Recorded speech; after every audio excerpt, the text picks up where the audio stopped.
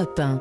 Nous en sommes au 11e jour de guerre en Ukraine et l'armée russe intensifie les combats dans plusieurs villes du pays. Oui, et notamment Kiev, la capitale, qui est depuis plusieurs jours visée par l'offensive russe. Alexandre Kerry, bonjour. Bonjour.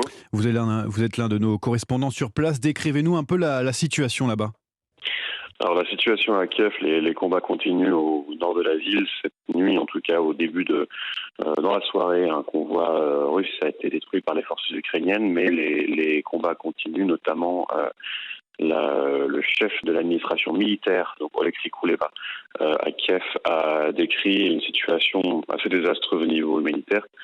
Et il rapporte notamment des violations du droit humanitaire international. Donc les civils ne peuvent pas sortir et en plus ils se font tirer dessus par les Russes. Et plus que la capitale, Alexander, c'est la ville de Mariupol dans le sud qui est assiégée depuis de nombreux jours.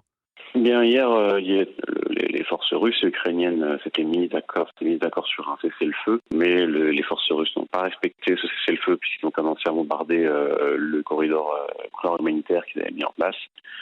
Ce corridor a été déplacé dans le temps pour une période indéterminée. La situation à Mariupol est en effet désastreuse, puisque les Russes veulent se saisir de cette ville pour assurer un couloir entre les républiques séparatistes de Donetsk et Luhansk et notamment la Crimée, toute cette partie-là qu'ils ont déjà.